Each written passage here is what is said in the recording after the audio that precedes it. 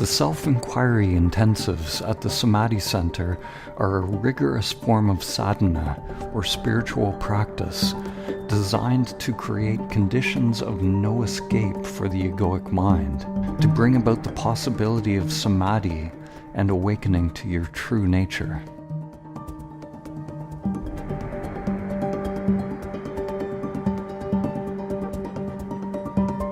Self-inquiry can be done individually, and when it's done on your own, it's meditation.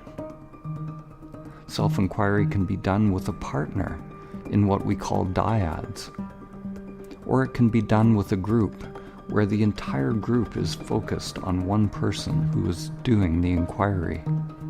The main technique used during the self-inquiry retreat is the dyad. The retreat format involves working from early morning, 6 a.m., until 11 p.m. at night. The participants are encouraged to enter into a period of continuous practice, continuously inquiring into who we are. For this period of time, all distractions are set aside. There are no devices, phones, books, or anything to engage the conditioned mind. During the break periods, or while eating, one continues to inquire. This continuous practice creates a strong inner pressure or inner energy. Energy is diverted from the old conditioned patterns and starts to build. A sort of alchemy starts to happen. Awakening is an energetic event. There is a flip from the conditioned I, the sense that you are this character, to the true self, to the unlimited I. The self-inquiry intensive is the most direct way to bring about awakening that I know of. By awakening, I mean realizing the true self beyond name and form. It's called Kensho in Zen. The word Kensho means seeing essence. In Mahayana Buddhism, it is Prajna Paramita, the highest wisdom, the absolute wisdom of our true nature. In Western traditions, the terms gnosis or apophaticism refer to the realization of our true or divine nature. For this period of time, we turn attention away from thoughts and sensations, away from the outer world of form, towards the self, continuously. If we do this practice continuously, eventually we will awaken from identification with the false self to our true nature. It's extremely simple, but it's not easy, because the ego construct, which is made up of samskaras or conditioned patterns, will generate hindrances, just as it does in meditation. The whirlpool of the mind may generate thoughts. We may experience egoic preferences. The mind may focus on comfort or discomfort. It may become tired. It may get confused or disoriented. It may find the whole process intolerable and want to give up. It has to give up. The conditioned I may think it is already awake. We have to humble the conditioned mind. It is said that one must want to awaken like a person with their hair on fire wants a pond to jump into. We must proceed with a beginner's mind, a not knowing mind, a humble mind, a mind that is open, mirror-like, alive. For this process, we enter into the cloud of unknowing. We let go of control and connect to a sense of curiosity and investigation. During this process, one remains equanimous with whatever comes up within the mind and senses, having a complete experience of everything arising in the present moment. We observe everything that is arising, not pushing anything away, and yet not getting identified with anything. We come to the true self by realizing all that we are not. We make the unconscious patterns that are in play within the self structure conscious. When we inquire into who we are, First, everything that is the false self will come to the forefront. All of our thoughts and blocks, repressed emotions, imprints, and samskaras that are part of the self structure will start to come to the surface. By not reacting, by having a complete experience, a purification starts to happen within the self structure. This practice that leads to samadhi is cultivating single-pointed focus. You become continuously present, observing what is, allowing what is, always becoming aware of subtler and subtler aspects of what is, gaining sensory clarity, allowing the mind to be open, responsive, without analyzing. When self-inquiry is done with a partner, it can be particularly potent. One can't drift off into the mind. You're accountable.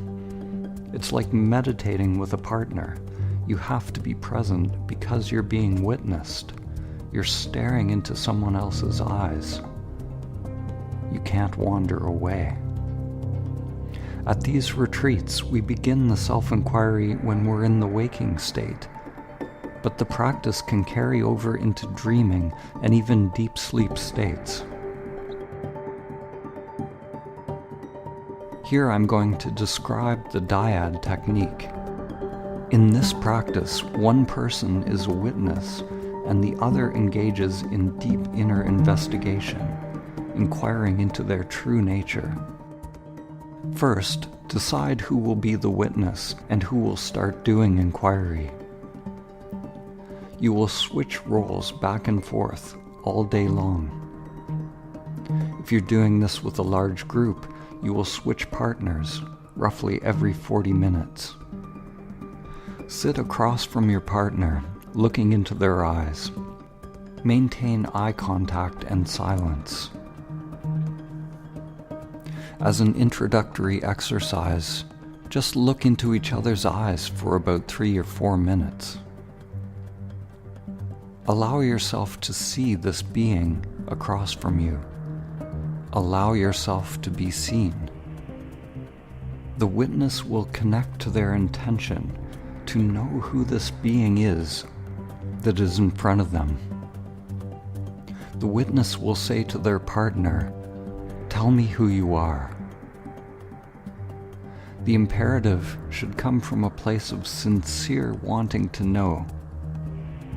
For the one doing the inquiry, simply allow yourself to be open, to receive the imperative. Inquire into who you are. Earnestly, sincerely, penetratingly. Notice how the imperative lands within the self-structure. There may be an impulse to close the eyes, or the eyes may remain open. Simply let it land in the deepest part of your being. Take a moment, or several moments, to observe the mind, body, the energy, any phenomena that arises within the self-structure. Then simply convey to your partner what has arisen as a result of doing this inquiry. What's coming up in the present moment? What's the most real thing happening in this moment? If there are thoughts or doubts, or if there's a feeling that nothing is happening, just observe the most real thing about this moment. Connect with your I amness. Inquire into who you are by being aware of this I amness, the sense of existence. Don't think that there is a right or wrong answer.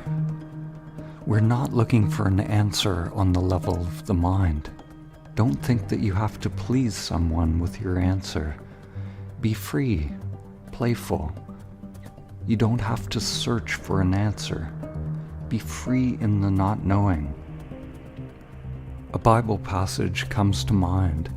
Unless you become like little children, you will never enter the kingdom of heaven, Jesus said. There was a sense of I that you had when you were a little kid, the sense of you, the unconditioned you. It was there when you were a teenager. It's there at every point in one's life. Feel that sense of I right now, that sense of I am. What is that sense of I am? It has no quality. It doesn't change. The body changes. The mind changes. The phenomena of life changes. Sensations change, but that sense of I am does not change. It has no location. Tell me who you are. It is not a question. It is an imperative. One trap people fall into is that they mistake it for a question. It is not about getting the right answer with words. It's about knowing who is answering, who is responding. The practice is to report any phenomena that arises within the self-structure to your partner, explaining as clearly and as truthfully as you can. There are some rules to this game. Don't refer to your partner as you, and don't refer to anything that your partner may have said in a previous dyad. This is not a conversation. In this practice, we also eliminate words like I, mine, or myself. When we use the word I, we habitually refer to the false I, the conditioned self.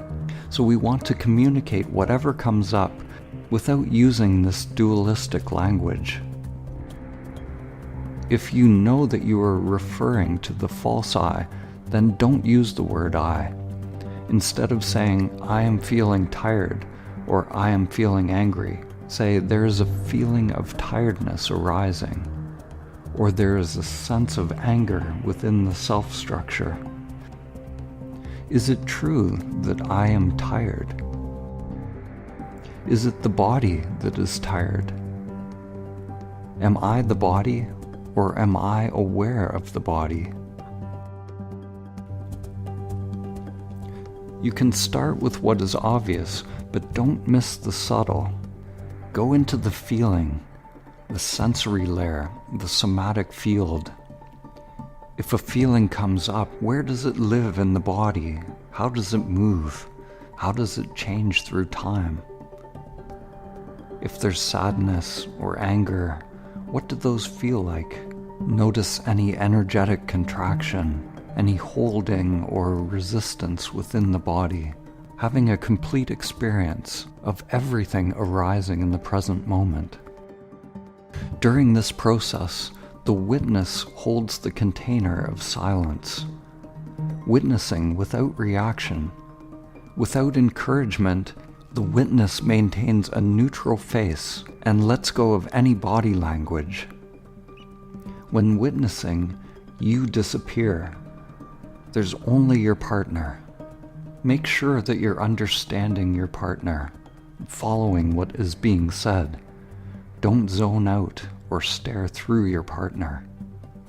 If something is said that you don't understand, you can say, clarify that. This is the only thing the witness can say.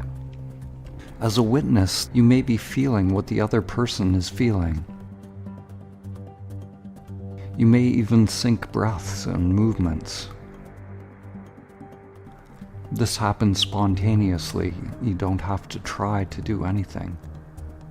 It's possible for the witness to enter a samadhi state where there's no separation from the one being witnessed. Don't sympathize with the partner. Don't play into their drama. Be totally neutral. This neutrality allows the freedom of expression to unfold. You are a mirror. A mirror has no opinion, judgment, or preference. At the retreat, the facilitators will come around and use various tools and their own intuition to point participants beyond their conditioned minds towards a direct experience of their true nature. The Dyad facilitator may come and observe, and may ask you questions. If this happens, stay connected with your partner's eyes. Don't turn and look at the facilitator. Simply answer the question, but stay connected to your partner. Stay awake in the not knowing. Primordial awareness is inseparable from stillness and presence. It is a stillness and presence beyond the movement and stillness of the limited mind. It is closer than the you that you think you are.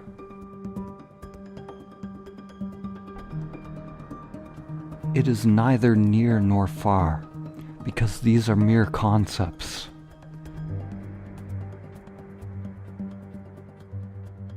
Don't try to manufacture some answer with the mind or philosophize about who you are. Let the thoughts and experiences come up. Observe them and report them, but don't get caught in their content. We want to objectively report what is coming up within the self-structure. We want to express freely in an uninhibited, spontaneous way. Don't overthink it. This process is incredibly simple. You don't have to do anything other than observe and report. It is the conditioned mind responding, trying to answer. But who are you? There is nothing to attain. There is only the dropping of the false identification and realizing the truth of the true I. Primordial awareness is so simple and obvious that the mind misses it. It is always the conditioned mind that looks, that moves. The conditioned mind is nothing but movement, looking here and there. If you give up that movement, then what remains? Who is aware, ever present in the seeing? The Zen master Dogen said, "To realize your true nature is to realize the self. To realize the self is to forget the self. To forget the self is to be actualized by myriad things. To be actualized by myriad things, your mind and body, as well as the mind and body of others, drops off. When mind and body drop off, there is only direct experience of what is. Samadhi is the dissolving of the illusion between observer and observed, experience and experiencer.